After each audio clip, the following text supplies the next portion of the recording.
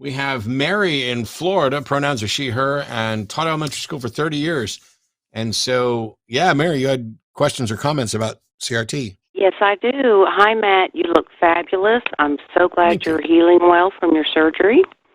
I'm doing well, thank you. I didn't catch your guest name. I'm sorry. James Croft. Thank you. Hey, Mary. Yes. Hi. It's my understanding that CRT is not taught until the college level if one is majoring in history or law or, an elective or something. Teaching pre-K through third, we had to do Columbus Day, which, had to do it, but we didn't get to the nitty-gritty of what really happened. I don't know. I don't see what... I feel like the CRT acronym has become a boogeyman for Christian nationalism. Am I mistaken on that assumption? I don't think you are, Mary. I think you're exactly right.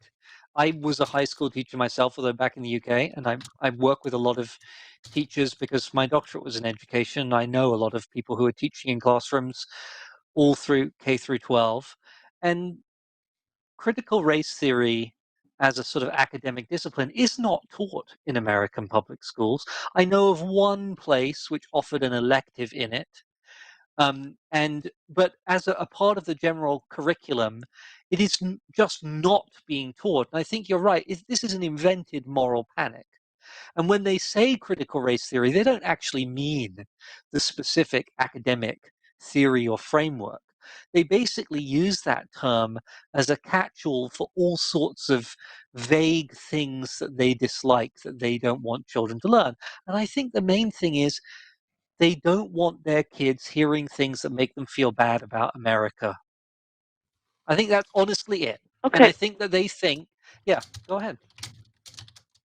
But you can't legislate feelings. I remember being in high school and learning about the Holocaust and seeing the pictures from Germany of the survivors. And, it was disturbing. It broke my heart. But that doesn't mean we need to sweep it under the rug. So I don't know. When will this CRT debate end? Look in your crystal ball. Yeah. Oh, that's a difficult question.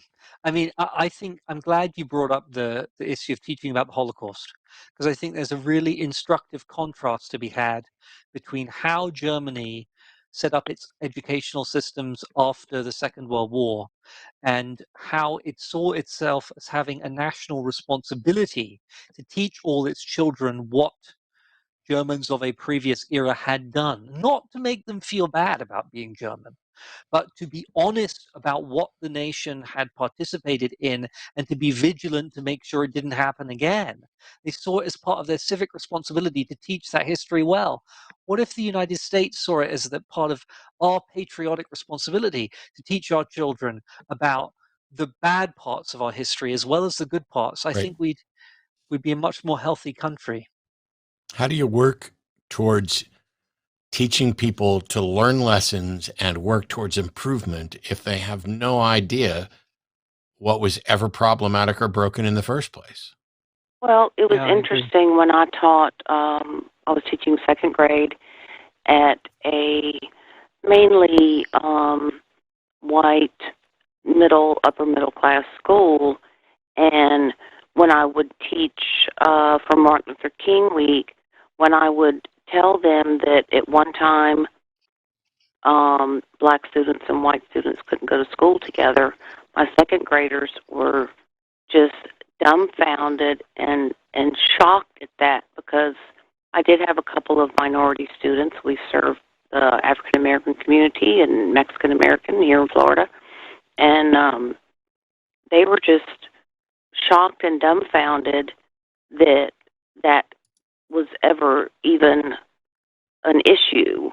So I think we need to give young children more credit for just knowing what's that wasn't a right thing to do. It's a horrible thing to do, and I certainly tried to stress that. But I'm not going to make the white students feel uncomfortable because they weren't doing that. You're just telling them the history, but the whole is CRT mainly.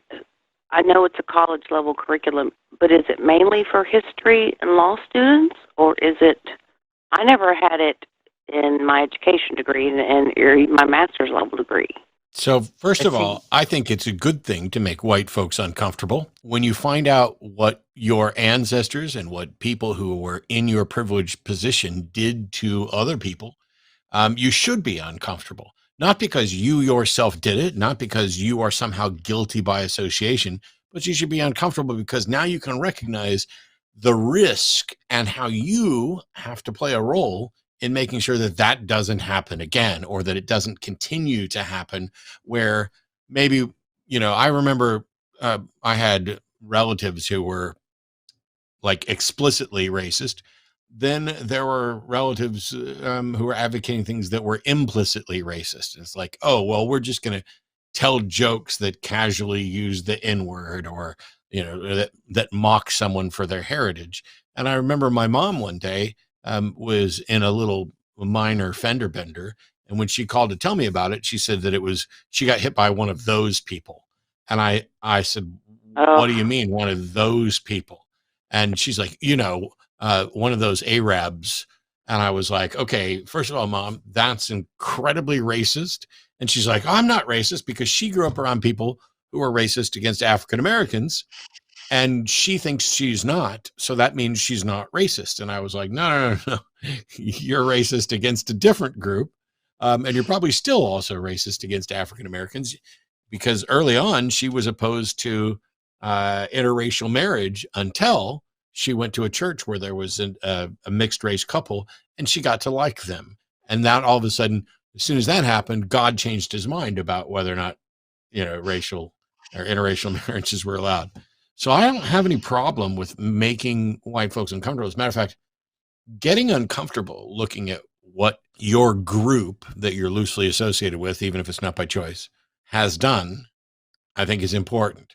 But critical race theory and anything that's a reasonable look at systemic problems is not about saying you are a bad person because you are advocating, you're part of a system that did this. It's not saying you as a person are bad. It's saying the system is bad and we need your help to change it, because women couldn't get the right to vote without convincing some men.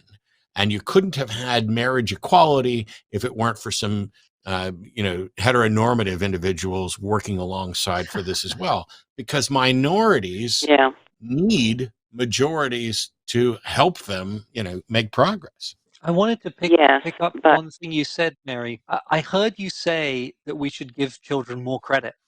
And I really wanted to lift that up, because that is so important. The thing that offends me most about these bills is how little credit they give young people, and how little respect they give to a young person's right to learn the truth about the country in which they live. A lot of these bills around the country are being framed with the phrase Parents' Bill of Rights. And they're basically making the argument that parents should get to decide what their children learn. And I think we have to really push back on that. Parents have a lot of responsibilities to their children, and they have some rights to, introduce their children into some of the things that are important to them. But mainly, they have the responsibility to help their child grow up in such a way that their child can make their own minds up about things and make their own decisions about how to live. And I think it is so deeply respectful to children to try and sort of turn the tap off at the source before these ideas get to them, because they're afraid about how those children might respond to those ideas. Children are much smarter, and frankly, I can't help but remember one of the kids, high school kids, who testified against this bill in Missouri, who said, look, you can try and ban this stuff, but if they don't teach it to us in school, we're just going to watch it on TikTok. So it's not going to work anyway, right? It's much better to have these ideas in a educational context where there can be some scaffolding around them. And yeah, we should trust kids to be able to learn. Let them learn. That's what I believe. Yes, and I agree, but I feel like they've jumped on the CRT bandwagon, or just going to milk it to scare white parents. You know, you're going to hurt little Johnny's feelings. Well, you know, and for young children, there's a difference in your curriculum levels for your age group, of course, but I don't know, the CRT thing is just gone. It's almost like the big lie. It just like keeps growing, and they're trying to ban something that's not even being done. That's my problem. So yeah, but it is ridiculous, isn't it? Yes, but I appreciate your input, and even though I'm retired, teach kids the truth. They'll figure it out. But thank you for taking my call, Matt. Continue to recover. I'm going to try to get to Orlando in March. Awesome. I look forward to it. I actually have my costume already ready. There's a costume party the first night of Free Flow. And the last item for my costume arrived today. Normally, I don't bother doing the costume too much, but Arden and I both decided we'd dress up. And unfortunately, one of the items I ordered, because it's like an 80s themed, I ordered some parachute pants, and they don't freaking fit because they're not real parachute pants. They're a costume thing, and they measured it funny, and it's like, these, I can't wear these. So we'll go a slightly different route.